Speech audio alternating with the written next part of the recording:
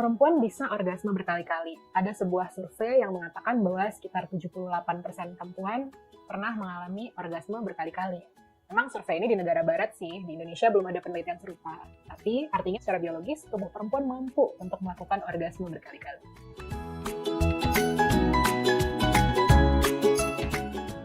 Pertama, relax aja. Justru kalau dikasih beban harus orgasme minimal 1 kali setiap berhubungan seks, jadinya kepikiran terus nih. Apalagi perempuan ya yang mungkin pingin banget ngebahagiain pasangan gitu. Ini justru sering jadi stresor buat perempuan. Kalau tadi laki-laki itu biasanya tertekan karena durasinya takutnya kurang panjang, perempuan tuh biasanya tertekan karena ya takut pasangannya udah keburu capek, atau takut pasangannya nggak bahagia karena dia nggak orgasme begitu.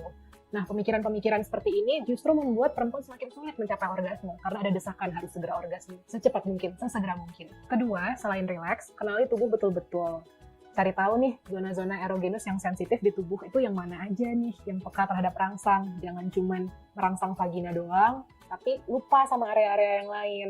Misalnya nih, di bawah tangan, di leher, di pundak, di wajah, telinga, betis, area apapun lah, punggung, paha, tergantung masing-masing orang karena preferensi orang berbeda-beda.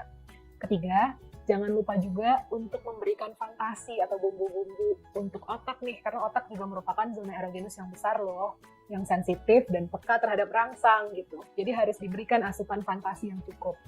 Caranya gimana? Bisa apa aja, bisa dengan rayuan, bisa dengan pakaian tertentu, bisa dengan ruangan di setting biar moodnya jadi makin romantis, apapun itu. Cari aja cara-cara kreatif dan omongin bareng pasangan. Ada beberapa hal yang membuat perempuan bisa kesulitan mencapai orgasme.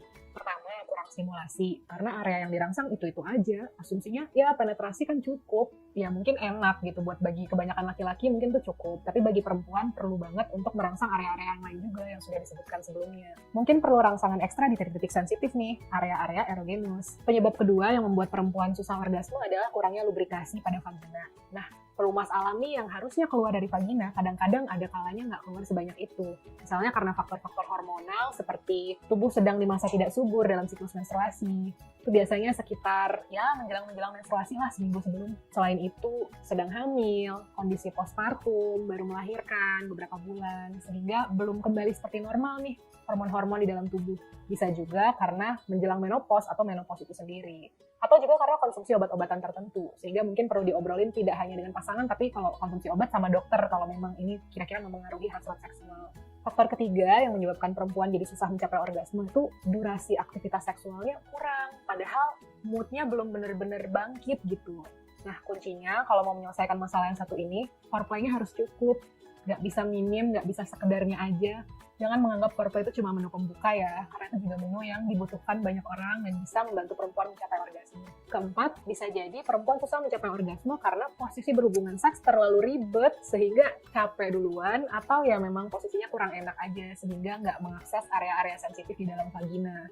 Nah, kalau sudah begini, mungkin perlu didiskusikan posisi yang lebih nyaman tuh gimana sih kira-kira.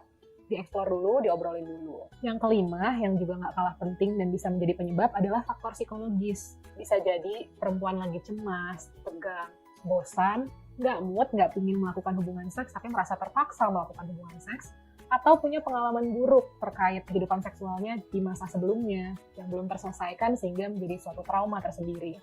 Nah, untuk masalah-masalah psikologis seperti ini, kalau yang tingkatnya masih ringan mungkin bisa diomongin dengan pasangan. Tapi kalau memang ada yang sudah berat, perlu banget untuk dikonsultasikan ke psikolog atau psikiater ya. Wujud dan intensitas orgasme pada tiap perempuan bisa berbeda-beda. Tapi ada beberapa tanda yang cukup umum nih, misalnya pupil mata membesar, detak jantung semakin cepat, dada berdebar-debar, badan juga rasanya otot-otot tuh berkontraksi tuh, khususnya otot-otot panggul ke bawah, vagina dan ke bawah berkontraksi. Kadang-kadang juga seluruh tubuh yang berkontraksi otot-ototnya. Nah, tiap orang berbeda. Biasanya, bagi yang mengalaminya, ada sensasi seperti hangat, atau ada perasaan bahagia yang pelan-pelan memuncak, atau ada perasaan seperti aliran darah mengalir lebih kencang, begitu. Beda-beda sih untuk tiap orang. Orang yang mengalami akan tahu bahwa dia sedang mengalami orgasme. Perempuan bisa orgasme berkali-kali, mulai dari foreplay hingga ketika penetrasi, hingga setelah itu juga bisa. Misalnya setelah penetrasi masih bisa ada aktivitas seksual lainnya seperti masturbasi, sendiri atau dibantu dengan pasangan. Dengan banyaknya aktivitas seksual ini nih, bisa aja perempuan orgasme berkali-kali gitu. Orgasme berkali-kali ini Memang jarang dibahas ya, orgasme perempuan itu kan memang topik yang kadang-kadang orang masih malu-malu buat ngomonginnya. Tapi sangat bisa terjadi. Laki-laki juga bisa loh orgasme berkali-kali. Bedanya kalau pada laki-laki biasanya kan orgasme itu seringkali terjadi bersamaan dengan ejakulasi. Nah, kalau orgasmenya lebih dari sekali, biasanya hanya satu kali yang juga melibatkan ejakulasi. Sisanya orgasme yang lain intensitasnya lebih rendah dan tidak melibatkan ejakulasi itu sendiri. Karena pada laki-laki biasanya setelah ejakulasi, ada suatu masa yang disebut dengan refractory period alias masa istirahat bagi penis nih, di mana penis tidak bisa tegang lagi untuk beberapa saat, hingga masa tersebut selesai. Kalau pada perempuan, tidak ada masa istirahat ini.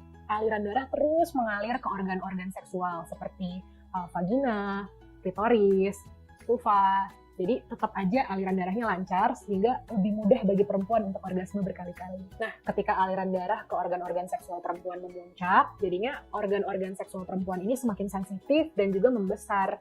Ketika itu, seiring dengan rangsangnya meningkat nih, rangsang seksualnya, tubuh pun mulai mencapai kenikmatan seksual yang disebut dengan orgasme. Seperti itulah proses orgasme pada perempuan. Ada banyak jenis orgasme yang bisa dialami perempuan. Namun dua yang paling sering dibahas adalah orgasme vaginal dan orgasme klitoris. Nah, kalau orgasme vaginal itu dihasilkan dari penetrasi ke dalam vagina biasanya. Sementara kalau orgasme klitoris itu area yang dirangsang adalah area klitoris. Klitoris itu dia terletak di antara kedua bibir dalamnya vulva nih, labia minora. Dia terletak di situ, ada tudungnya, dan dia menyembul sendiri. Tapi sebenarnya itu yang terlihat dari luar. Kalau misalnya dilihat organ reproduksinya ke dalam nih, di balik tubuh di dalamnya, klitoris itu sangat besar dan masih panjang lagi ke dalam gitu. Kalau tadi vagina fungsinya ada banyak, bisa jadi tempat berhubungan seksual, jalur lahirnya bayi, dan tempat keluarnya menstruasi. Klitoris satu-satunya fungsinya adalah untuk memberikan kenikmatan seksual bagi perempuan, yang juga merupakan alasan kenapa klitoris dari segi jumlah saraf-saraf yang peka dan sensitif di dalamnya jauh lebih banyak dibandingkan vagina. Di klitoris sendiri ada sekitar 8.000 ujung-ujung saraf yang sensitif dan peka terhadap rangsang, sehingga lebih banyak perempuan merasa lebih mudah untuk mencapai orgasme klitoral dibandingkan dengan orgasme vaginal.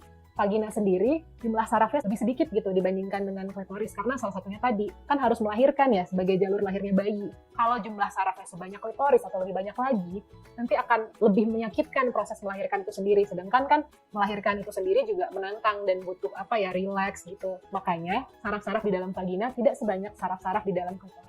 Sayangnya, banyak yang belum tahu soal klitoris nih, dan klitoris sering terlupakan. Padahal, klitoris merupakan area yang penting banget buat dirangsang untuk membantu perempuan mencapai kenikmatan seksual yang luar biasa. Kalau sudah mencoba banyak cara nih, tapi tetap nggak bisa merasakan kenikmatan seksual, susah orgasme, ya nggak ada salahnya untuk segera menghubungi dokter, psikolog, atau seksolog. Jangan pernah merasa bahwa ini adalah aib rumah tangga atau aib pasangan yang harus ditutup-tutupi. Kadang-kadang cuma masalah sederhana aja, cuman kitanya nggak kepikiran penyebab pemicunya apa.